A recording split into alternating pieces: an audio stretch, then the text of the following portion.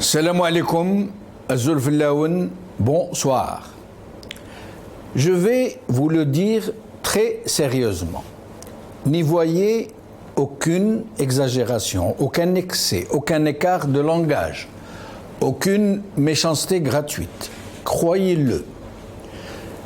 Je pense vraiment et très sérieusement que le président Tebboune, qui fête ses 2 années à la tête du pays, je pense vraiment qu'il a un grave problème psychiatrique, un penchant maladif au mensonge, une sorte de réflexe de légitime défense face à un gros camion qui déboule et qu'il va se prendre dans la figure. En plus clair, et en attendant et en espérant un diagnostic fait par un psychiatre, personne ne peut nier que ce monsieur présente des signes plus qu'évidents de mythomanie, une tendance pathologique très prononcée à la fabulation, à la tromperie par le mensonge. Il est vrai qu'il subit un contexte très difficile, une situation intolérable et qu'il évolue dans un environnement particulièrement hostile. Il est vrai aussi que de très nombreux facteurs contribuent à le contraindre à ce seul recours qui lui reste, qu'est la fuite en avant. Alors, essayons d'abord de nous mettre à la place du personnage. Abdelmajid Tebboune, un pur produit du système politique algérien qui a pris possession du pouvoir en Algérie. Monsieur Tebboune y a accédé à travers l'ENA, l'École nationale d'administration, qui se distingue plus par le conditionnement et l'art d'enseigner la pratique du mensonge que par la formation de grands commis de l'État.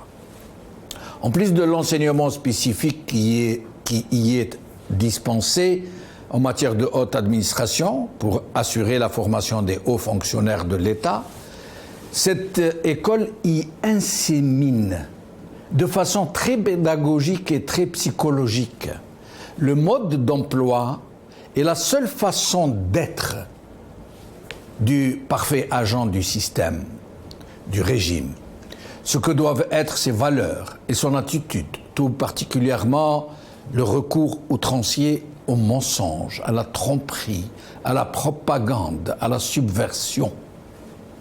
Les heureux élus de cette véritable institution du régime y apprennent comment contourner les évidences et les habiller d'oripeaux trompeurs, comment user des méthodes pour faire passer pour vrai des contre-vérités hurlantes, comment faire admettre que l'Algérie est une république démocratique, que les pouvoirs y sont séparés, que l'armée n'y a aucun rôle politique, que les élections y sont transparentes, que la junte est la digne héritière de l'armée de libération nationale, que les chouhada, Rabbi Yarhamhum, peuvent être fiers de ce qui a été fait de leurs legs et autres professions de foi du genre.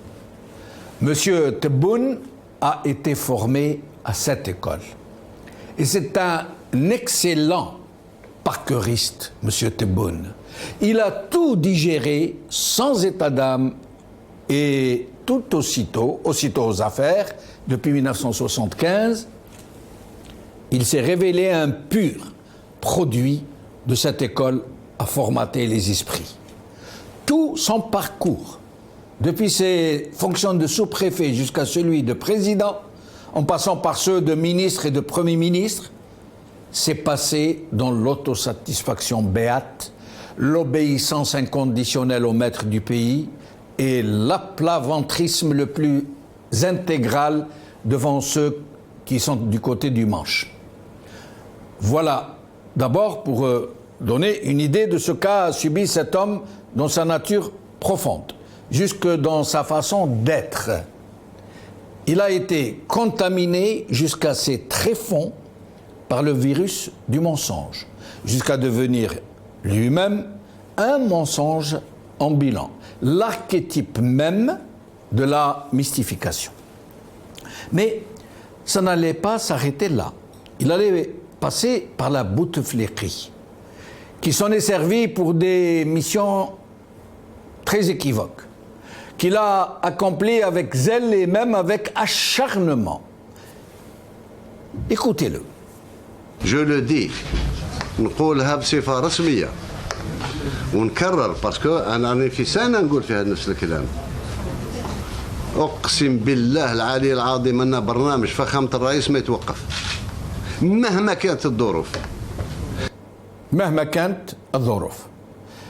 Il a traversé des vicissitudes et d'autres, et a même failli faire de la prison dans l'affaire Khalifa, s'il n'avait été sauvé in extremis par le système.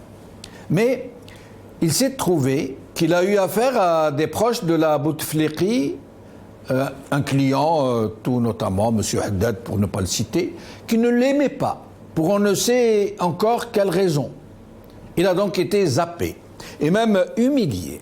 Et il s'est couché sans bouger une oreille, attendant des jours meilleurs. En vieux roublard de la politique façon régime, il savait que la meilleure stratégie dans ce genre de situation est de faire le mort. Et c'est ce qu'il a fait. Et il a très bien fait, puisque en plus de jouer de chance, dans un contexte irakien qui avait bouleversé tous les repères et tous les équilibres, il allait attirer sur lui l'attention du nouvel homme fort du moment, Ahmed Gaït Saleh, le chef d'état-major de l'armée. Celui-ci avait besoin d'un homme lige, d'un feudataire, pour l'installer dans les fonctions de président fantoche, qui puisse lui être totalement inféodé. Gaït Saleh avait lui-même été choisi par les Bouteflika pour être leur créature militaire. Il l'avait placé à la tête de l'armée pour pouvoir la contrôler totalement. Et ils y avaient totalement réussi. Il l'avait choisi pour ce qu'il était, en plus d'un dossier particulièrement compromettant qu'il tenait sur lui. Gaït Saleh n'avait jamais pensé que le Hirak allait lui être aussi profitable et qu'il allait se retrouver dans une telle position, à la tête de tout le système. Et il a choisi son poulain selon les mêmes critères que lui-même, pour lesquels lui-même avait été choisi par les précédents maîtres du jeu, les Bouteflika. Et c'est ainsi que le très incolore, le très insignifiant, le parfaitement inaudible Tebboune allait être embarqué dans un destin national dont il n'aurait même pas osé rêver un jour. Mais il allait encore jouer de chance, plusieurs chances en fait. D'abord, parce que celui qu'il avait choisi et installé à la tête du pays, malgré le plus grand boycott électoral jamais observé dans le pays, allait décéder soudainement. Ensuite, parce qu'une pandémie mondiale allait siffler la fin, ou du moins l'arrêt momentané, du Hirak. Tebboune se retrouva ainsi libéré de la puissante et très encombrante tutelle de Gaït Saleh et du Hirak, du 2 en 1. En plus que cette disparition de Gaït Saleh avait provoqué une très complexe guerre des clans et des groupes de pression au sein du haut commandement militaire. Une situation dont allait encore profiter M. Tebboune, qui allait avoir les coudées franches et se retrouver même parfois dans une position d'arbitre entre les principaux décideurs militaires. Mais malheureusement pour lui, le problème insurmontable est que la situation était particulièrement complexe. Une crise multiforme, politique, clanique, sécuritaire, économique, internationale. Et rien, absolument rien, pour y faire face. Un système obsolète, parasitaire, rentier, gangréné par la bureaucratie et la corruption, parasité par l'incompétence, l'impéritie, un horizon bouché et aucun moyen de s'en sortir, avec des perspectives très sombres d'un Hirak qui ne manquera certainement pas de réinvestir la rue, mais cette fois-ci de façon sans doute violente, puisqu'il ne saura plus porter le Hirak par la contestation politique seulement, mais par les effets ravageurs d'une crise économique sans précédent. Et c'est ainsi que M. Tebboune, qui n'aurait jamais espéré se retrouver à de tels sommets, se retrouve-t-il en fait au gouvernail d'un vrai Titanic au moment des violons. Et c'est pour lui une immense frustration. Comment le destin a-t-il pu lui jouer un tel tour? Pourquoi n'a-t-il pas eu la chance de ceux qui l'ont précédé, qui ont joué sur le velours de la rente? Pourquoi a-t-il fallu que son bonheur soit ainsi gâché? Et c'est comme ça, à défaut de pouvoir trouver une solution, qu'il est entré dans le déni. C'est ainsi qu'il s'est mis à fermer les yeux pour ne plus voir le mur sur lequel il fonce à tombeau ouvert. Et c'est ainsi qu'il use de ces méthodes qui lui ont été enseignées à l'ENA pour contredire les évidences. Et c'est ainsi qu'il recourt au mensonge le plus débridé, le plus outrancier. Et c'est ainsi que de fil en aiguille, il a sombré dans la mythomanie, à plus forte raison que dans son entourage, personne ne le contredit, que tout le monde l'applaudit, en attendant le jour inéluctable où tout ce beau monde va lui tomber dessus, l'accabler, le charger de tous les péchés du monde, comme lui-même l'a fait avec sa Fahamatuhu Abdelaziz Bouteflika.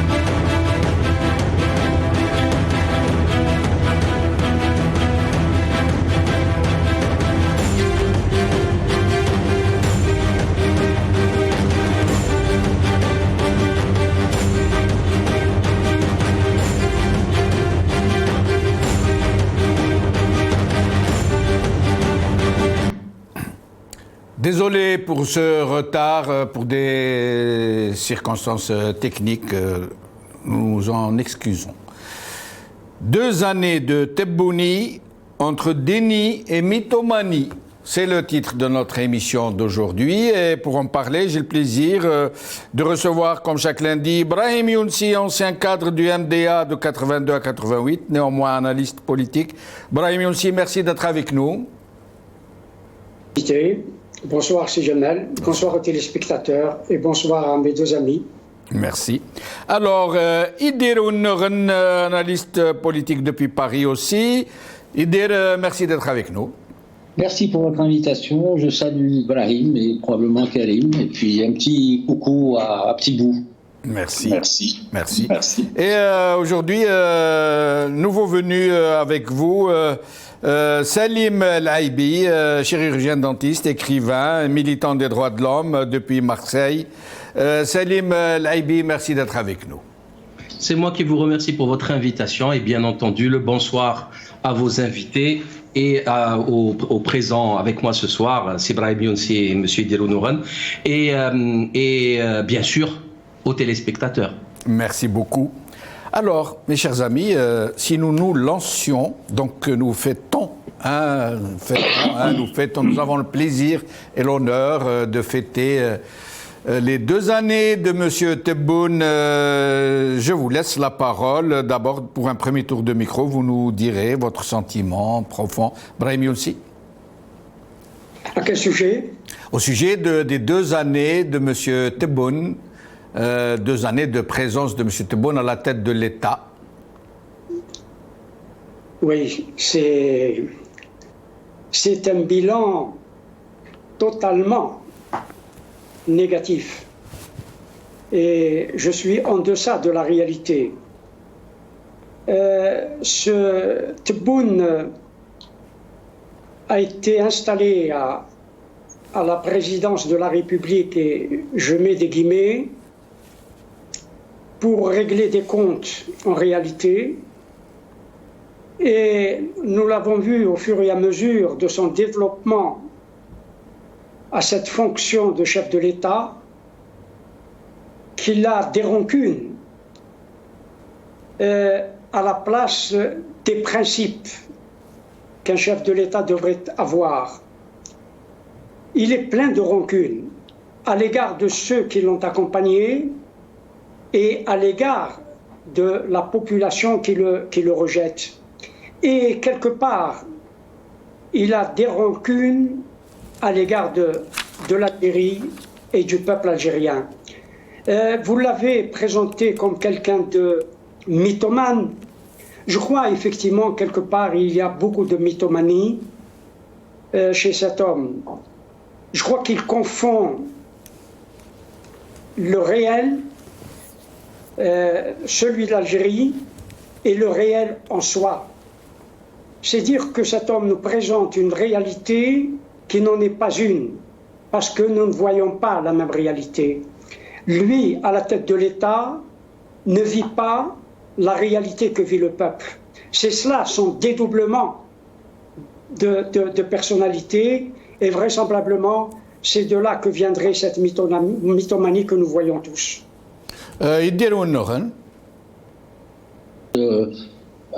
Votre édito est un éditorial à charge, mais hélas très factuel. Au moment où l'Algérie célèbre, comme l'ensemble des pays du monde, le 73e anniversaire de la Déclaration universelle des droits de l'homme, je voudrais commencer par là. L'autorité illégitime qu'exerce M. Tebboune n'a eu à proposer au peuple algérien que la gestion par l'autoritarisme. Il gouverne par le côté autoritaire, il embastille, il n'a pas de projet économique, il n'a pas de projet sociétal, il s'évertue à répandre la peur et la terreur au sein de toute la société. Et globalement, c'est pour reprendre quelques éléments de votre édito, il a déclassé beaucoup de groupes sociaux et socio-professionnels. Son bilan frise la nullité. Cependant, il serait souhaitable, si toutefois les amis présents sur le plateau, qu'on puisse aborder la question de sa responsabilité.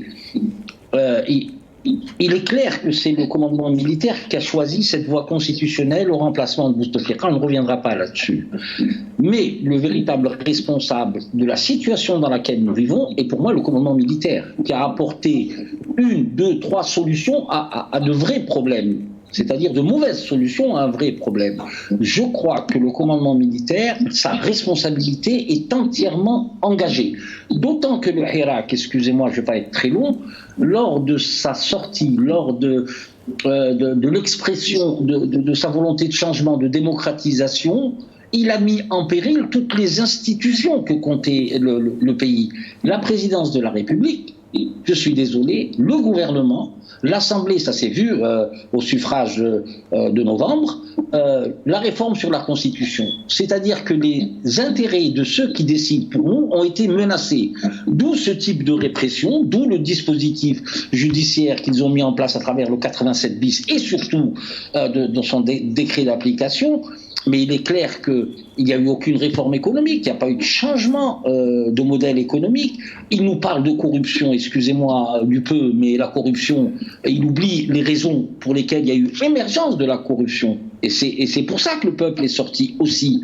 Donc toutes ces questions-là mériteraient peut-être 3 ou 4 émissions. Voilà, je laisse la parole à M. Laïbi. Très bien, Salim.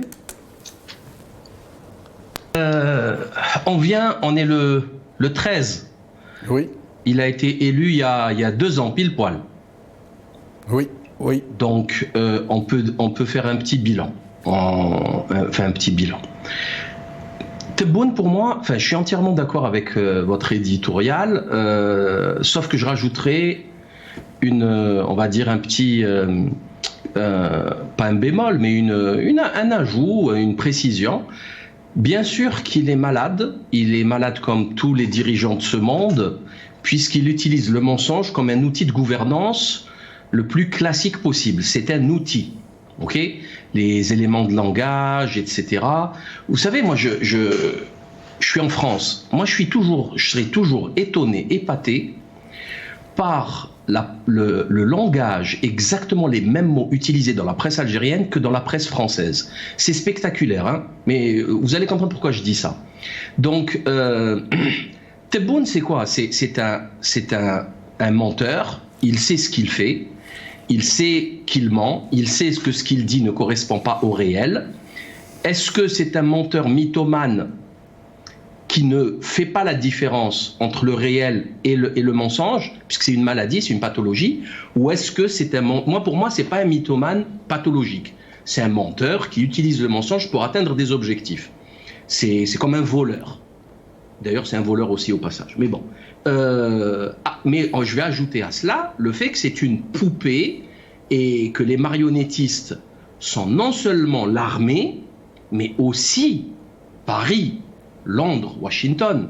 Parce que, faut-il le rappeler, les milliards qu'ils volent, ils ne sont pas à la BNA ou je ne sais où, ou à Banque Badr ou Baraka.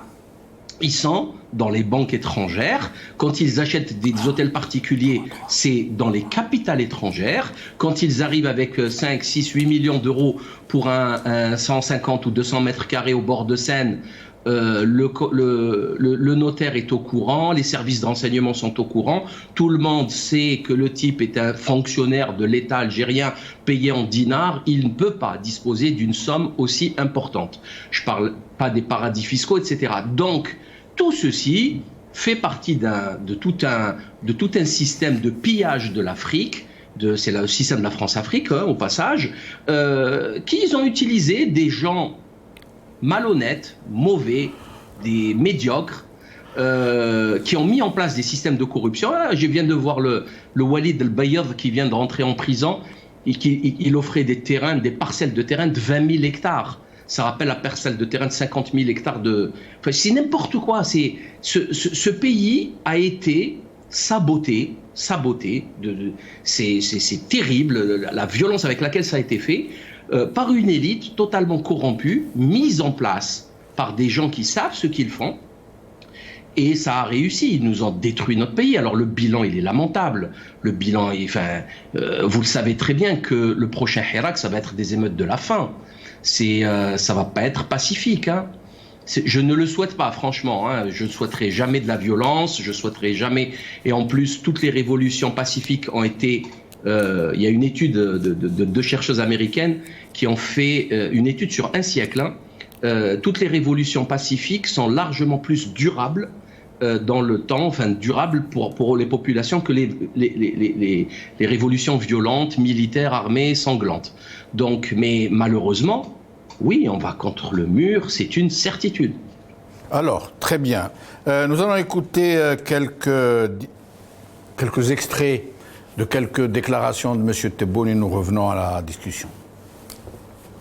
الجزائر قوة ضاربة. العالم كله معترف بالجزائر إلا بعض الجزائريين. إن النظام المنظومة الصحية نتاعنا أحسن منظومة في المغرب العربي وفي إفريقيا. حب من حب وكره من كره. إن شاء الله ننتهي السنة ب4 ملاير أو 4 ملاير ونصف كتصدير وطني خارج المحروقات. مرة قلتها وفخور بها أن الفلاحة لحقت المنتوج يساوي تقريبا 25 مليار دولار أكثر من المردودية نتاع الشيء اللي جابوه البترول والغاز اللي يدور حول 24 مليار. ما بين الحلول ما نضمنهاش 100% ولكن نحاولوا أن تكون فيه اتفاقيات مع بعض الدول باش نبعث شباب يمشي يفوت اسبوع ولا اسبوعين في البلاصه الفلانيه ولا يشوف ويرجع مقتنع باللي بلاصتو ماهيش ليه، بلاصتو راه في بلاده. اللوبيات السياسيه وراء المضاربه. اكيد سبحان الله، دي امور منظمه. انضم وقسما بالله العلي اللي نحكموا من يطالب مهما كان يندم على النهار اللي زاد فيه. إذا كان 30 سنة ما تكفيش نفوت الإعدام وقسما بالله العلي اللي نحكموا من يطالب مهما كان يندم على النهار اللي زاد فيه وقسما بالله العلي اللي نحكموا من يطالب مهما كان يندم على النهار اللي زاد فيه. C'est incroyable. Alors, mes chers amis, avant de revenir vers vous, je voudrais vous proposer d'entrer un peu dans cette partie de la gouvernance Tebboune, qui est la répression. Comment il répond à la contestation et aux revendications du peuple algérien. Nous avons dépassé, il y a quelques jours, le cap des 300 prisonniers politiques en prison, qui sont incarcérés en ce moment.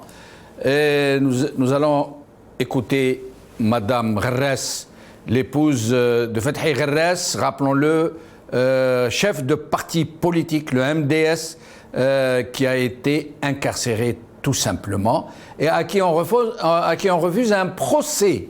On lui demande de comparaître par vidéoconférence, zama la Covid. Alors, écoutez la réponse de sa femme, de son épouse, de sa compagne, de sa camarade. يقولوا لا كورونا درتوا الحمله درتوا الانتخابات اللي صدعت العرس حليتوهم حلوا كلش تلحق فتحي غرس قالوا كورونا تفكروا كاين كورونا ما كاش كورونا خليني كاين كورونا مش من كورونا 6 موا كورونا تقعدوا بينا باسكو نظام جبان وماشي كوراجو خليتوه 6 موا على بالهم محاكمه سياسيه رئيس حزب لو كانوا كوراجو جابوه اليوم مي السيستم ستان لاش لو خدامين تاعو كاع سي دي لاش لو كان تجاو يقابلوا يجيبوا فتحي غراس ويرافع على روحو c'est un procès politique il faut le dire c'est un procès politique, c'est un président d'un parti politique. Brahim Younsi.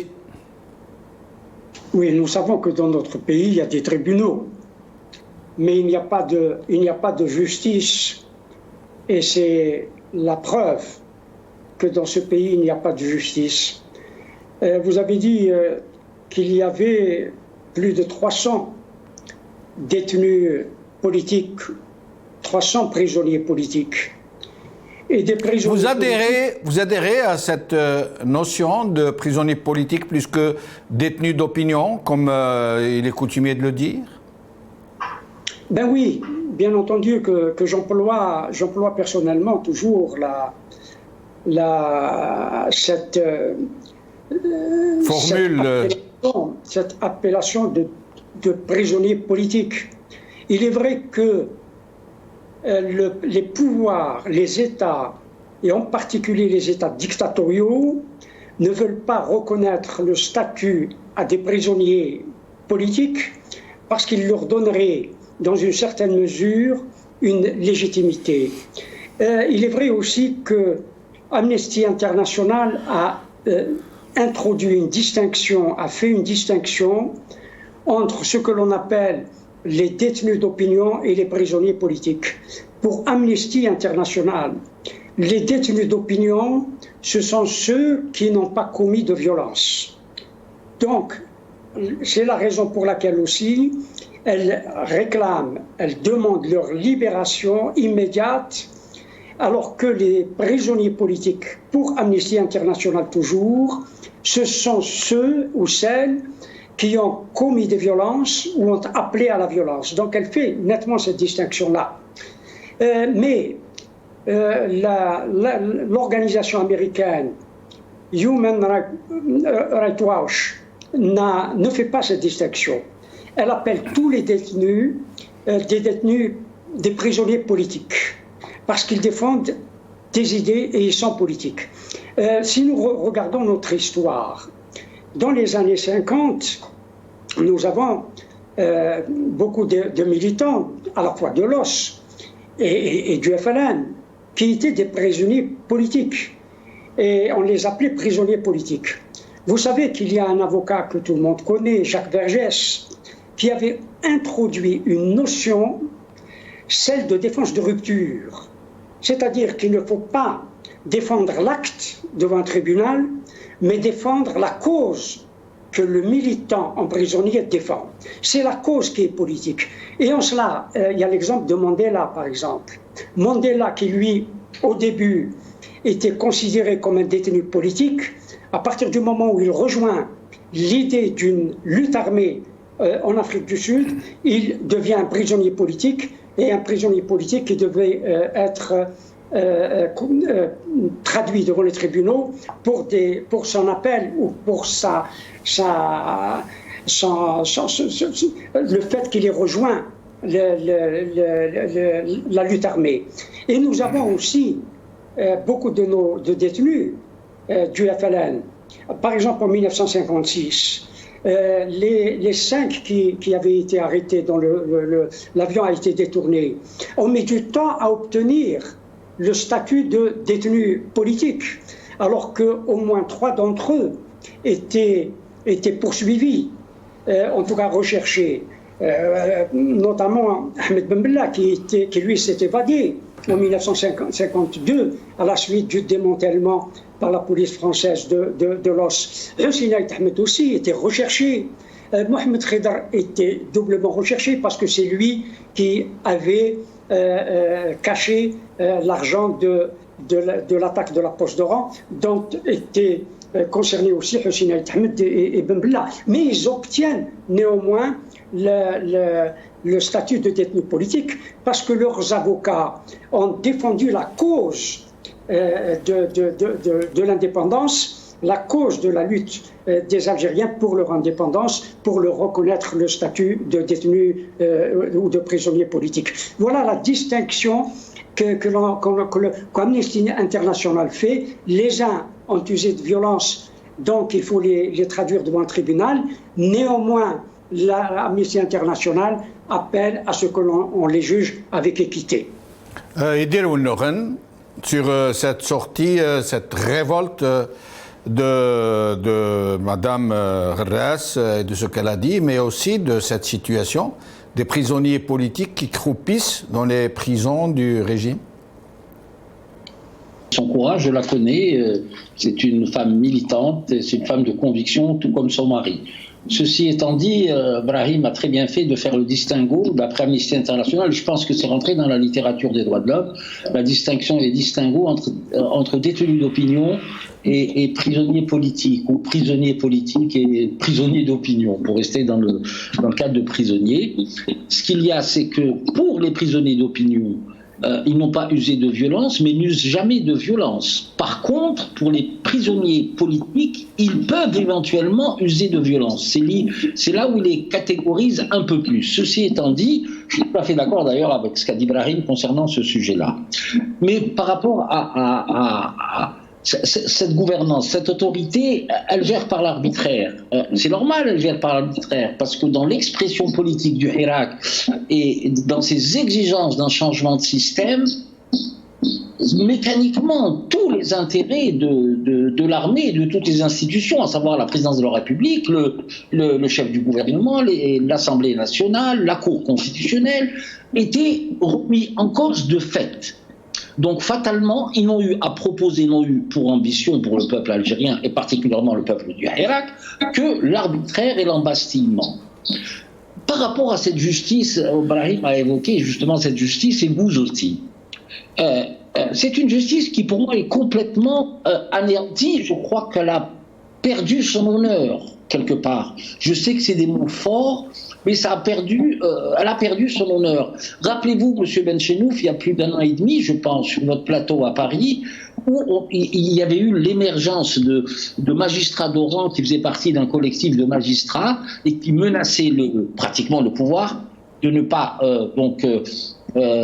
coordonner et valider l'élection présidentielle, me semble-t-il. Et à ce moment-là, on s'est dit tous sur le plateau, et même ceux qui nous qui nous regardaient, je pense à ce moment-là, il y avait peut-être une piste. Ça commencerait encore un peu par là. Et finalement, ces gens ont été traités dans la nuit et le lendemain sont rentrés dans l'ordre clérical du régime. Ce que je veux dire, c'est que la criminalisation de l'action publique, de l'activité politique, de l'activité citoyenne, de l'activité sociétale est complètement bouchée. Inévitablement, les soupapes de sécurité ne sont pas dans la société. À force de fermer le bouchon de la cocotte minute, l'explosion est inévitable. D'autant que la conjonction, comme vous l'avez souligné dans votre édito, le prodrome pratiquement, tous les éléments sont là, entre la crise économique, la crise financière, le déclassement des couches sociales, plus les exigences politiques du Hirak, on y va de plein pied. Le souci, ils n'ont comme projet pour nous qu'à nous normaliser et qu'à nous, finalement, à nous faire rentrer dans le rang. Et c'est là où ils se trompent profondément. C'est que le Hirak a déstabilisé l'idée même du pouvoir tel qu'il a été exercé. Maintenant, sur quel pouvoir nous allons aboutir ? C'est aux jeunes du Hirak, à ceux qui auront à animer ce projet extraordinaire pour le peuple algérien, d'en décider. Mais évidemment, je le répète encore une fois, le primat du droit. Il faut qu'on ait l'état de droit et des libertés. C'est ce qui compte le plus. Salim. En fait, je voulais revenir c'est très important de faire ce travail de réinformation, parce que vous savez que les politiciens se disent tous les 15 jours la mémoire d'un être humain avec le flot d'informations des chaînes en continu, Internet, maintenant les réseaux sociaux, c'est maximum 15 jours. Les gens oublient et c'est tout à fait normal, c'est naturel. Donc il faut refaire ces petites... il faut réactiver la mémoire et ces petites piqûres de rappel. Et vous allez voir, je vais vous parler d'un truc que vous allez ressentir, que vous avez ressenti. Vous avez vu quand il dit « Al-Jazair Quwa Dhariba ». Al-Jazair Quwa Dhariba. On ne sait pas de quoi il parle. On est bloqué. Il nous coupe les jambes. On n'arrive plus à savoir s'il est sérieux, s'il rigole. On voit après le cadre de Mouradia, les journalistes ils sont sérieux, ils sont en costard-cravate, ça passe à la télé en direct. C'est l'effet des phares sur le lapin, vous savez, sur la route la nuit. Je pense que c'est une des armes du mensonge et du grossier mensonge. Ça nous empêche de réfléchir, ça peut même nous mettre le doute. On se dit, peut-être que je suis fou. Ils ont tous. Vous voyez ce que je veux dire ? Je suis seul dans mon coin. Qui je suis ? Ils ne peuvent qu'avoir raison. Sinon, ça saurait. Ben non, ça marche pas comme ça. Concernant les prisonniers politiques ou ceux d'opinion, pour moi c'est la même chose. On en est à 300, c'est-à-dire qu'il y en a plus aujourd'hui que pendant le Hirak. Alors moi, ce que je voulais vous dire, c'est de voir absolument, je ne sais pas si vous l'avez fait, je pense que c'est fait, mais le film The Dissident concernant Jamal Khashoggi, rahimahullah, un film magnifique qui vous montre comment MBS, le boucher de Riyad, qui a découpé à la scie dans le consulat il y a 2 ans maintenant, 3 ans je crois, 3 ans. Il a découpé à la scie dans le consulat Jamal Khashoggi, il a disparu, on ne sait pas où est le corps, il n'y en a aucun des responsables qui est allé en prison, et il vous montre comment ils ont créé Dhubab électronique, les mouches électroniques. D'ailleurs, il vous montre aussi comment il a acheté à l'entreprise israélienne NSO le logiciel Pegasus, et qu'ils ont espionné avec Jamal Khashoggi et toute une partie de la dissidence saoudienne, notamment au Canada. Et c'est comme ça qu'ils ont décidé de tuer Khashoggi, parce qu'il avait donné 5 000 € pour acheter des cartes à puces téléphoniques pour créer des abeilles. Pour contrer Dhubab électronique, ils se sont appelés les abeilles, Nahl. Et ils voulaient commencer à faire un mouvement de contre-propagande, de contre-subversion sur les réseaux sociaux. Et d'ailleurs, MBS, Mohammed Ben Salman, il a même espionné Jeff Bezos d'Amazon. D'ailleurs, ils sont en guerre depuis. Donc ça, il faut comprendre. Et comme l'Algérie est sous la coupe des Émirats Arabes Unis et donc de MBS, donc vous êtes sûr et certain qu'ils sous-traitent ces services là-bas. C'est aussi simple que ça. L'Égypte aussi a fait ça, ils utilisent les mêmes logiciels d'espionnage, etc. Et pour finir, je voulais juste vous rappeler quelque chose de très, très, très important. Emmanuel Macron est allé serrer la main pour un contrat de 17 milliards avec MBS, alors qu'il était pestiféré. Biden ne le prend même pas au téléphone, hein, MBS, il envoie un second couteau, et Macron lui a serré la pince il y a une semaine pour le relancer diplomatiquement. Et le politicien, là, le chef de parti qui a été emprisonné en Algérie, est-ce que vous avez entendu parler de lui en France dans les médias? Malheureusement, non. Non. Comment c'est possible? Oui. Comment c'est possible? Vous prenez n'importe quel politicien insignifiant je sais pas, à Hong Kong, ils vont en parler pendant une semaine à la télé, alors que en quoi ça les intéresse Hong Kong, les Français? Ça n'intéresse personne. Ils ne veulent pas faire gêner les copains coquins. Eh bien, on y est. Le silence occidental face à la répression spectaculaire de la junte militaire algérienne contre des gens qui postent un post Facebook, un post Facebook. C'est dire aussi à quel point ils sont fragiles. Alors, Monsieur Tebboune, après avoir été porté, comme ils disent eux, hein, c'est une formule qu'ils utilisent beaucoup, il a été porté à la magistrature suprême.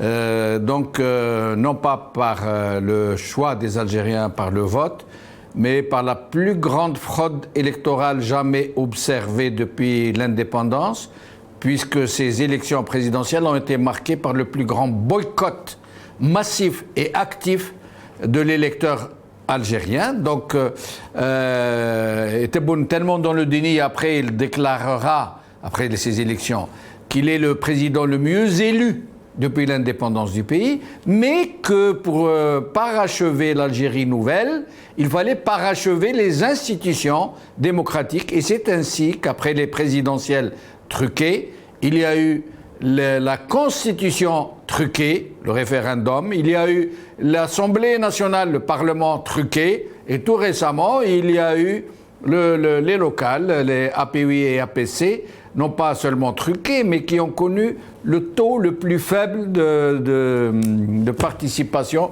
depuis 1962, puisqu'habituellement, les locales ne sont jamais boycottées, puisque ça intéresse le quotidien de l'administré, de l'électeur. Alors, donc, ils nous disent que, alhamdoulilah, le dispositif institutionnel a été parachevé, et maintenant, ils nous donnent rendez-vous pour le 2002, où ils nous disent parachever le dispositif de la relance économique, sauf que la dernière sortie, celle d'aujourd'hui, celle de Monsieur le Premier ministre, qui vient nous dire, Premier ministre connu pour s'aplatir, hein, faire vraiment de l'aplaventrisme vrai, il se couche devant quiconque est au-dessus de lui. Hein. Il passe son temps à donner des coups de brosse dans le sens du poil pour Monsieur Tebboune et pour les généraux. Alors, écoutez bien ce qu'il va nous dire. Il va nous dire que la relance économique ne peut se faire qu'à travers notre industrie militaire. Et c'est comme ça que nous apprenons que non seulement nous avons une industrie militaire, mais elle est complètement intégrée. Au début, il dit à 100%, puis il concède difficilement 80%, alors que tout le monde sait que l'industrie militaire en Algérie, c'est une industrie de montage, tout simplement, ou alors d'assemblage, comme pour les clashs, ou pour les munitions, ou je ne sais quoi. Nous allons écouter d'abord Monsieur le Premier ministre.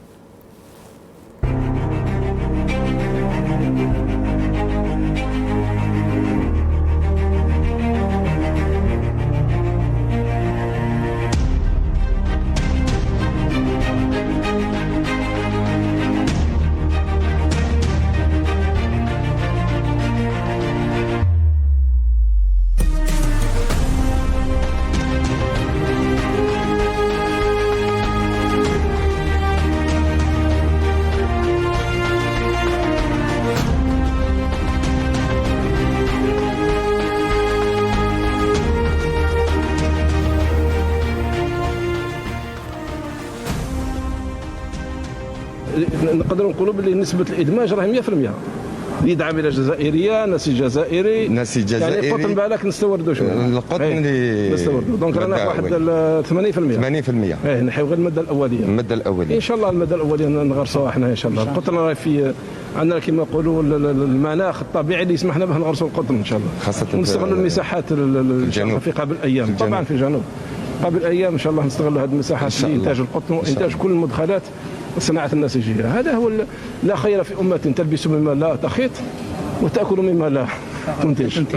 لا احنا إن شاء الله المؤسسة العسكرية كما نقولوا تلحق نسبة إدماج 80% على الأقل في كل ميادين ونوفر لكم كل الإمكانيات إن شاء الله لأن بالتكنولوجيا العسكرية نقدروا نجلبوا الصناعة المدنية إلى أعلى. Brahim Younsi. Donc voilà, parachèvement institutionnel et maintenant il nous parle de la nouvelle année, la relance industrielle et où on apprend qu'elle doit se fixer, prendre sa source, son énergie, son génie dans l'industrie militaire dont il nous dit au début qu'elle était de 100% d'intégration, puis se corrige 5 secondes plus tard pour passer à 80%. Il oublie que pour coudre les tisser les uniformes, il faut du matériel et tout le matériel est importé. Il n'est pas algérien le matériel pour tisser, le matériel pour coudre, le matériel. Il n'y a même pas l'aiguille.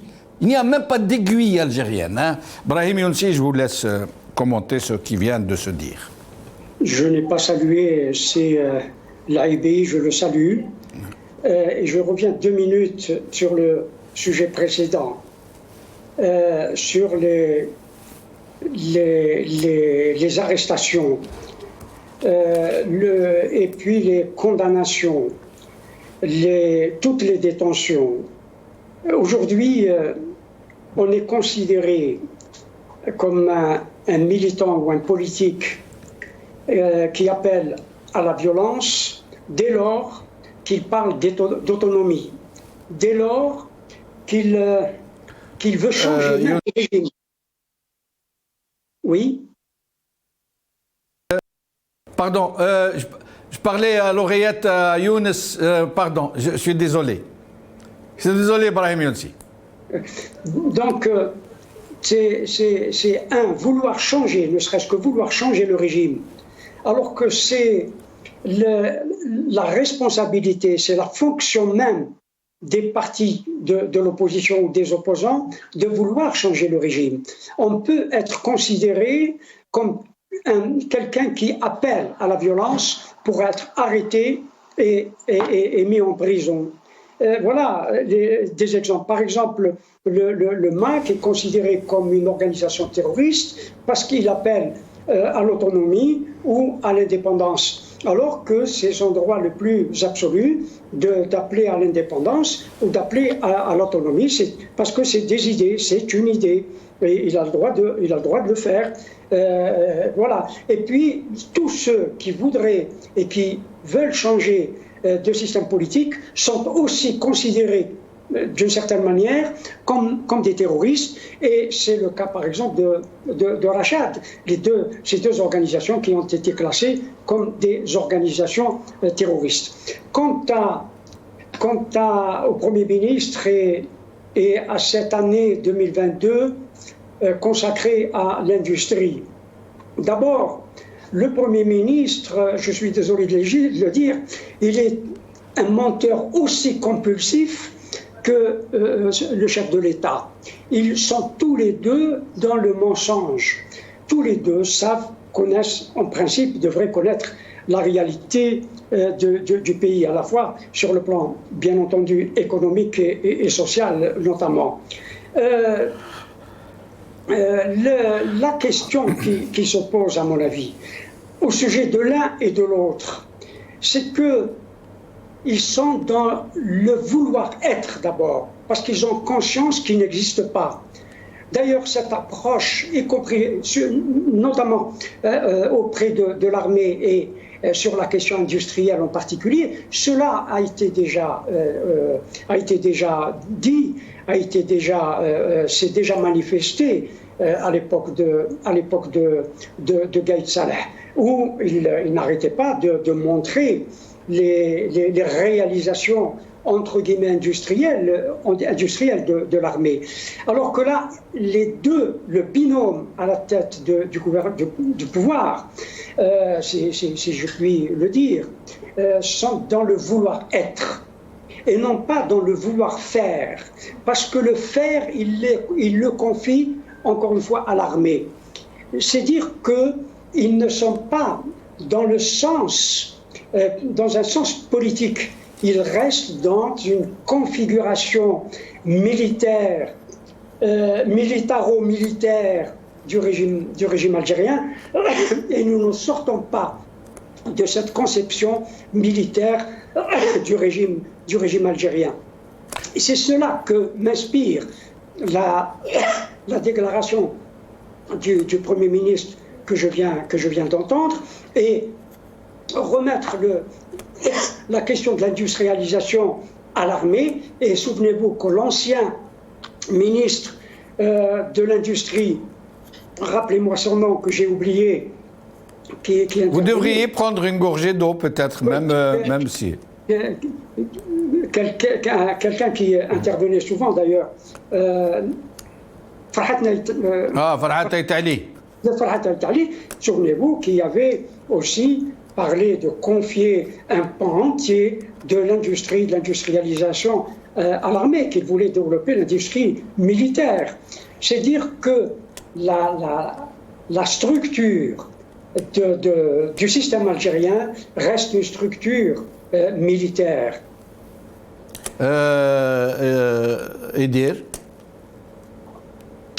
En revenant au bilan économique qui frise la nullité pratiquement, il n'y a eu aucune réforme structurelle, il n'y a pas eu d'assainissement du climat des affaires, qui a besoin de confiance, qui a besoin de visibilité, qui a besoin de perspective. De ce côté-là, même au niveau de la réforme en elle-même, je suis désolé de dire qu'il n'y en a pas eu. Par contre, quand on dit que l'industrie militaire va aider à tirer la croissance vers le haut, va réindustrialiser le pays, combien même il y aurait un tissu de sous-traitants qui seraient à même d'eux, etc., etc. Je ne le pense pas. Combien de postes de travail créerait l'industrie militaire? J'en sais rien. C'est combien de demi-points ou de quart de point ou de 0, de croissance pourrait tirer cette industrie? Et on a tendance à oublier que le problème est d'abord politique, avant qu'il soit industriel. Brahim l'a évoqué là à demi-mot. Comme je l'ai toujours dit, l'armée est autonome. Elle a ses centres de santé, elle a ses collèges, elle a ses lycées, elle a ses académies, elle a ses caisses sociales, elle a ses hôtels, elle a ses prises en charge, elle a tout. Elle est autonomisée par rapport au pouvoir civil. Lui confier encore une mission qui serait complémentaire, pourquoi pas, mais en faire un fer de lance et l'acter publiquement comme quoi ce serait encore l'armée qui serait le fer de lance de la réindustrialisation, je crois qu'on prend les Algériens pour des idiots. Et ça, ce n'est pas possible. Et quand on dit, par exemple, regardez M. Aïtali qui est venu là en essayant de faire le fameux cahier des charges où les intérêts sont énormes. Il n'a pas réussi à le faire. 2 ans après, le cahier des charges concernant le matériel roulant, en règle générale, je ne parle pas simplement du secteur automobile, du secteur mobile lourd, c'est-à-dire camions, engins, etc., est au point mort. 2 ans, vous imaginez, pour établir un cahier des charges, ça acte, comme vous le dites souvent, l'impéritie et l'incompétence du gouvernement. Le gouvernement est aussi paralysé parce qu'à l'intérieur de l'administration, que nous le voulions ou non, il y a des résistances parce que toutes les réformes qui iraient à l'encontre des intérêts catégoriels de rente économique et de corruption au sein de toute l'administration algérienne pose problème. Quand vous voyez le président de la République dire publiquement il y a des rétentions, il y a des niches où on me bloque, c'est que d'abord, 1, il ne sait pas incarner le pouvoir, 2, il n'y a pas d'autorité, 3, c'est que le commandement militaire qui a eu à le coopter, à le faire élire, je dis mais à la présidence de la République, qu'elle termine le job. Elle doit instruire, si tant est que ce qui les intéresse c'est le développement de l'Algérie, elles doivent tenter. Vous savez que dans chaque ministère, dans chaque grande société, il y a des officiers de renseignement intérieur qui sont là pour surveiller, pour donc espionner les dirigeants. Et Que font-ils quand il y a des rétentions par rapport à un ordre qui arriverait de la présidence de la République ou d'un ministère vers des directions? Parce que l'administration, elle a acté qu'elle était un élément dans la chaîne qui ne peut pas aller à l'encontre de ses propres intérêts. Donc il y a différents niveaux de corruption. Il y a la corruption régalienne, c'est les pétroles, c'est les agences nationales des autoroutes, c'est l'agence nationale des barrages, c'est les céréales, c'est la poudre de lait, tout ça, il n'y a pas de souci. Mais en bas de la chaîne, il y a toujours la rétention de l'information, la rétention de la signature. C'est des niches de corruption qu'on a favorisées afin que tout le système algérien soit à la fois corrupteur et corruptible. Salim Laïbi. Pardon, est-ce que vous pouvez répéter? On ne vous a pas entendu, un souci? Pour répondre à cette question... Très bien, merci. Pour répondre à cette question, c'est pas compliqué. On va prendre l'exemple de la France. Alors, puisque ces mythomanes nous expliquent que l'industrie militaire peut relancer quoi que ce soit... Salim Laïbi, pardonnez-moi de vous interrompre. J'aimerais vous poser une question qui n'a rien à voir avec l'émission, mais par curiosité, parce que beaucoup de gens se posent des questions. Est-il vrai que le consul algérien à Marseille aurait félicité le policier qui vous a agressé? Tout à fait. Oui. J'ai déposé plainte contre un policier parce qu'on avait fait une manifestation lors des élections, l'Istifta Dostouri, le référendum constitutionnel.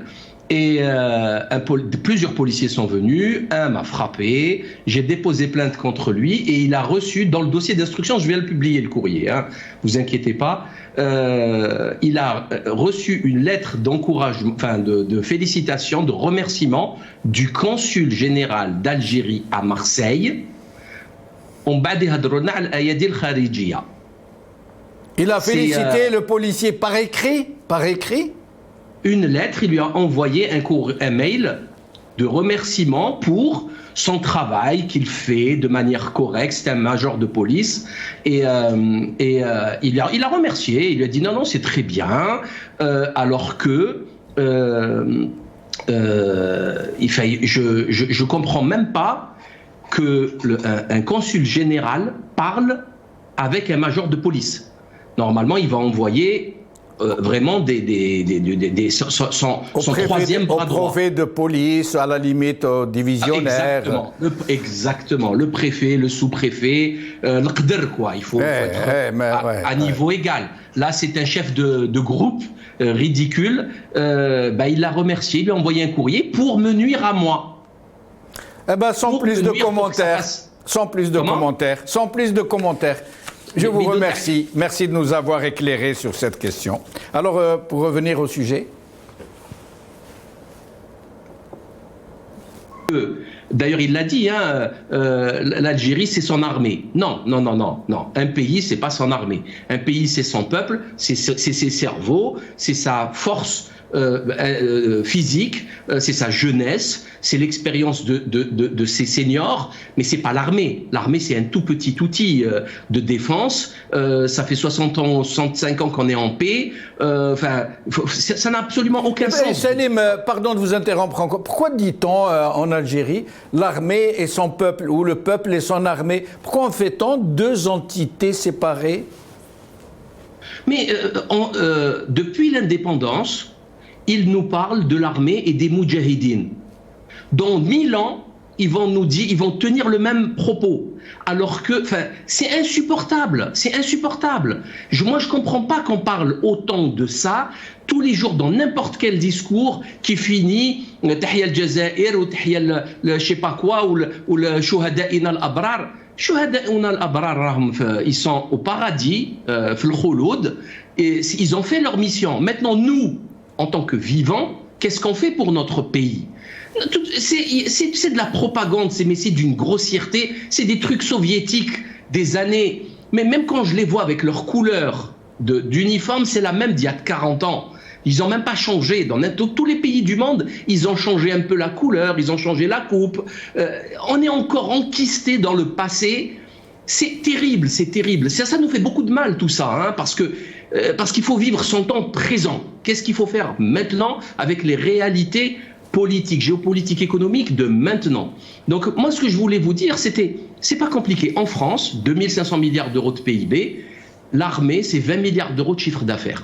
Pourtant, on est dans un pays qui fabrique des Rafales, des hélicoptères de combat, le Caracal, le Rafale, bon, ils ne fabriquent plus le FAMAS, ils achètent allemand, mais bon, ils fabriquent des sous-marins, des sous-marins nucléaires, ou pas nucléaires, ou diesel. Ils fabriquent des porte-avions.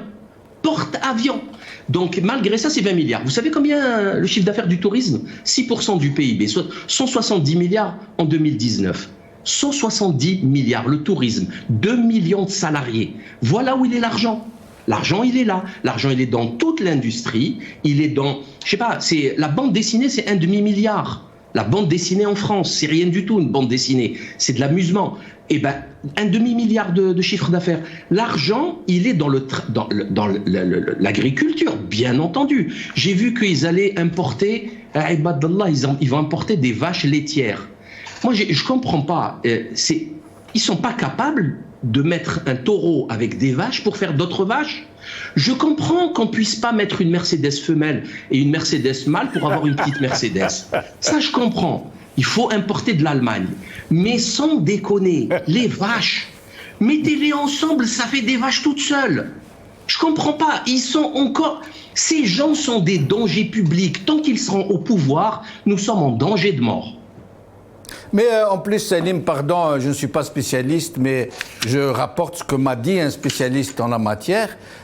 Importer des vaches laitières, ça ne sert à rien, puisque les vaches laitières les plus performantes, par exemple, une vache, je ne sais pas, qui peut faire par exemple 40 ou 50 litres de lait par jour, quand elle est en Algérie, elle ne fait plus cette... pourquoi? Parce qu'une vache laitière a besoin de fourrage vert.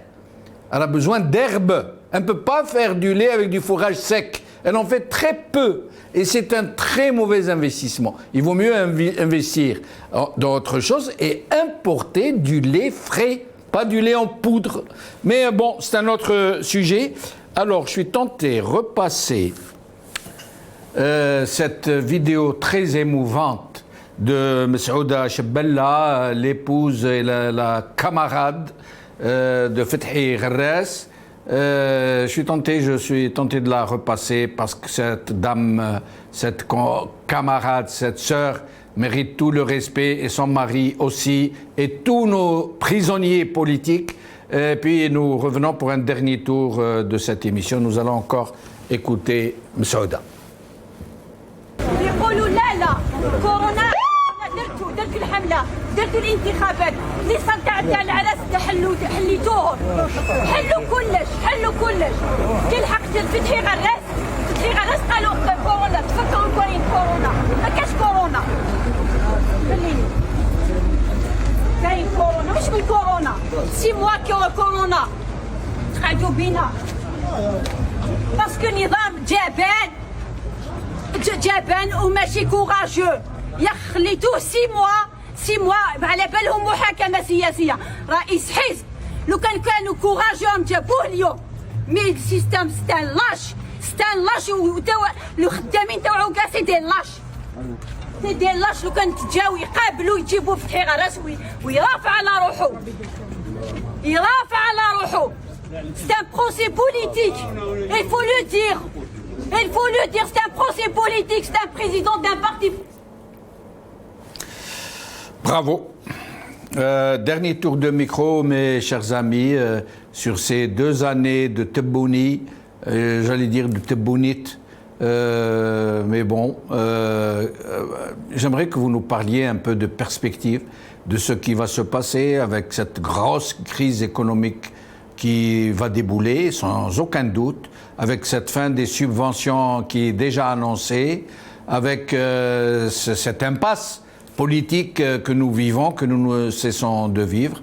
Vous avez à peu près 3 minutes chacun pour cette fin de tournée de micro. C'est à vous. Merci. Ibrahim Younsi. D'abord, pour revenir à ce que nous avons entendu de la part de ceux qui sont à la tête de notre État, ils sont en train d'écrire un livre, le livre du désastre. Et cela répond à votre question. Le désastre est là, il sera encore amplifié, hélas, dans les prochains mois et dans les prochaines années avec cette politique qui est menée. Et un désastre dans tous les domaines et pas seulement sur le plan socio-économique. Nous le voyons sur le plan des droits humains, que le désastre que ce régime a déjà causé dans les familles, dans la société, etc., etc. Ce pouvoir est dans un état, et ce pouvoir, il n'est pas besoin de le dire, illégitime, est dans un tel état que la décomposition à laquelle que nous voyons, à laquelle nous assistons, au point où il ne peut pas se recomposer. Il ne peut pas se recomposer. Il tente de se recomposer, mais il n'y arrive pas, parce qu'il a atteint un état de décomposition tel qu'il lui est impossible de se recomposer, et il le sait. Donc il n'a qu'un seul moyen, qu'un seul levier, c'est celui de réprimer. Et il ne peut pas se recomposer parce que les bouleversements socio-économiques et politiques sont tellement profonds que ce régime ne sait pas y répondre. C'est cela sa quête essentielle. Il ne sait pas répondre à la situation qu'il a lui-même, depuis bien entendu des décennies, a fait une situation où c'est ce que fait Tebboune et son équipe. Bien sûr, l'armée en premier lieu. Vous savez, il y a un juriste anglais qui a parlé de la loi du bandit. Nous sommes tout à fait dans cette loi du bandit d'un juriste anglais, Hart. Vous savez, le pouvoir en place nous braque tous les jours, il nous met un revolver sur la tempe pour nous soumettre. Et ça, c'est véritablement la loi du bandit, et ce n'est pas le droit, parce que ce pays, hélas, n'a quasiment jamais été gouverné par le droit et la loi. Merci Brahim Younsi. Idir. Quoi dire du bilan de M. Tebboune ou de ces 2 années à la tête de l'État algérien? C'est d'abord une crise politique majeure, une crise des institutions, une crise morale, une non-gestion de produits de première nécessité. Ça va de l'huile à la semoule, à la farine, à l'oxygène, qui a occasionné beaucoup de morts, où la responsabilité de l'État est entièrement engagée. C'est à la gestion catastrophique qui a entraîné plus de 250 victimes lors des incendies. C'est des réformes structurelles qui n'ont pas eu lieu. D'un point de vue sociétal, aucune avancée sociétale importante n'a été engagée. Dieu sait que ça ne mange pas de pain. Pour moi, un peu dans le discours politique, une confessionnalisation de l'État. Et là, on pourra en parler peut-être dans une autre émission. La fabrique de l'ennemi éternel et de l'ennemi historique, la fabrique de l'ennemi intérieur avec la qualification de la Chad et du MA comme des organisations terroristes, l'embastillement de plus de 300 citoyens algériens qui, pour des raisons politiques ou d'opinion, sont incarcérés, dans le cas de Fethi Gharras, dans le cas de Hamoud Boumeddine, dans le cas de beaucoup d'autres camarades qui sont incarcérés arbitrairement. C'est une gestion catastrophique à la fois sur le plan économique, sur le plan politique surtout. Il n'y a pas d'autre solution que la remobilisation des Algériens et des Algériennes pour éventuellement envisager la reprise sous peut-être d'autres formes de lutte. Et comme je l'ai eu à le dire sur votre plateau, M. Benchenouf, j'ai bien peur qu'avec la terreur qui est carrément élaborée, planifiée et complètement assumée, l'ensemble des militants auront pour seule solution de rentrer en clandestinité. Et vous savez qu'à partir du moment où les choses ne sont pas clairement dites dans un espace démocratique, qui a ses règles aussi, nous risquons d'avoir des moments très difficiles. J'ose espérer que la raison va l'emporter. Et encore une fois, le responsable, ce n'est pas M. Tebboune, le responsable, c'est le commandement militaire qui a coopté en la personne de M. Tebboune, qui a choisi la voie constitutionnelle alors que l'ensemble du peuple algérien exigeait une transition avec pour objectif l'élection de l'Assemblée constituante dans une espèce de processus constituant. Et là, nous aurions pris le temps qu'il faut, 3 ans, 5 ans, 10 ans, mais 10 ans, ce n'est rien à l'échelle d'un peuple et d'une société. Je crois que c'est une occasion manquée, mais je ne pense pas que les choses puissent perdurer en l'état. Il y aura probablement soit un point de bascule au niveau des décideurs et qui comprendront qu'ils doivent se mettre inévitablement et implacablement au niveau des aspirations du peuple du Hirak, dans toutes ses différences et dans toutes ses nuances. Nous avons un côté résilient. Je sais que personnellement, je ne crois plus en l'expression violente de l'action politique.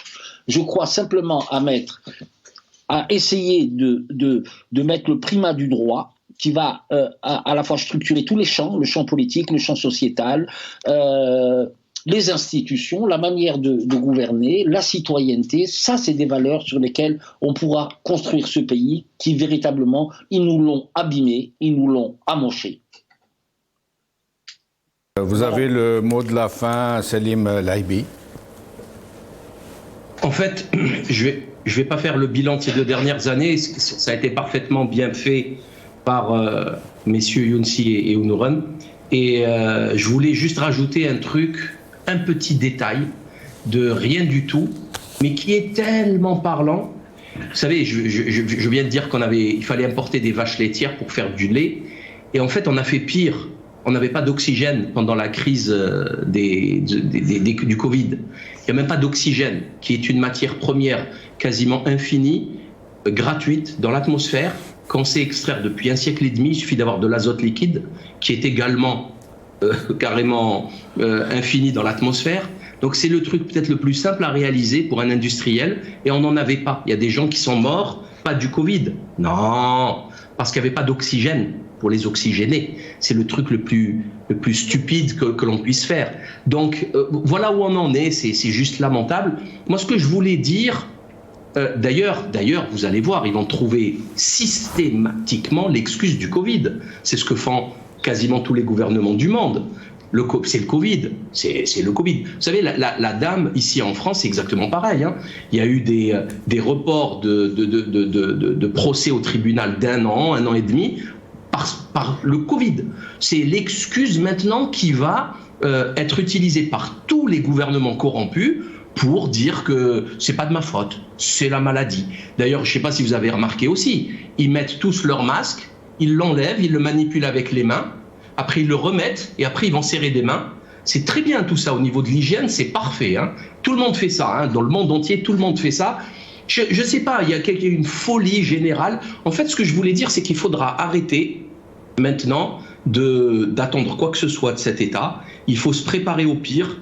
Je ne sais pas si vous suivez l'actualité, enfin le mondial économique. Il y a des ruptures en approvisionnement sur plein de choses. Il y a beaucoup d'industriels. Moi, je connais des gens en France, vous savez, ils ont des entreprises qui marchent très bien, mais ils n'ont plus de matières premières. Ils n'ont plus rien. Ils ne peuvent plus bosser. Ils ne peuvent plus honorer leur contrat. Alors qu'ils ont des salariés, ils ont le marché, ils ont tout le savoir-faire. Mais comme tout vient de Chine, d'Inde, d'Asie du Sud-Est, etc. Donc là maintenant, moi je propose, je ne veux pas faire peur, hein. Moi je dis que la gestion de la crise Covid politique aura des conséquences beaucoup plus désastreuses que la maladie elle-même. Et moi je dis que la première chose la plus importante sur Terre, c'est la nourriture. Je demande aux Algériens, s'ils ont 1 mètre carré, de planter un arbre fruitier. Je le dis, je le répète. Le Cuba a résisté pendant des années à l'embargo américain parce qu'ils ont planté toutes leurs toitures sur les bâtiments. Donc, je sais pas, on va arrêter d'attendre je ne sais quoi. Il faut commencer à agir réellement. Merci Salim Laibi, merci Dirou Nouren, merci Brahim Younsi. Merci à vous, chers amis, d'avoir suivi cette émission. Je rappelle que les prisonniers politiques en Algérie sont en prison pour nous, pour l'avenir de nos enfants, pour notre dignité, pour la démocratie dans ce pays, pour que nous cessions d'être gouvernés par des mafiocrates, par des généraux qui ne justifient même pas l'argent massif, énorme qu'ils prennent. On ne sait pas ce qu'ils font avec. Personne ne sait. Et le pire du pire, c'est qu'ils interdisent toute discussion sur ce sujet. Et ils recourent bien sûr au fameux prétexte du Harki, de l'épouvantail, du Mossad, du Makhzen, etc. Nos frères qui sont en prison et nos sœurs qui sont en prison le sont pour nous. Et ils ont droit à notre soutien le plus fort, le plus engagé qui soit. Et nous allons encore réécouter Messaouda Chebella et je voudrais lui dire toute notre admiration et je voudrais que tous les parents, toutes les familles de nos prisonniers puissent avoir de telles attitudes. Ça pourrait peut-être donner plus de courage à tous ceux qui hésitent encore pour s'engager vraiment contre ce régime, pour s'engager vraiment pour la libération de ce pays. Bravo la khair b'salama. يقولوا لا كورونا درتوا الحمله درتوا الانتخابات اللي صار تاع العرس حليتوهم حلوا كلش كي لحقت فتحي غراس قالوا كورونا تفكروا كورونا ما كاش كورونا كاين كورونا مش بالكورونا 6 موا كورونا تقعدوا بينا باسكو نظام جبان وماشي كوراجو خليتوه 6 موا على بالهم محاكمه سياسيه رئيس حزب لو كانوا كوراجو جابوه اليوم مي السيستم ستان لاش لو خدامين تاعو كاع سي دي لاش لو كان تجاو يقابلوا يجيبوا فتحي غراس ويرافع على روحه c'est un procès politique il faut le dire c'est un procès politique c'est un président d'un parti politique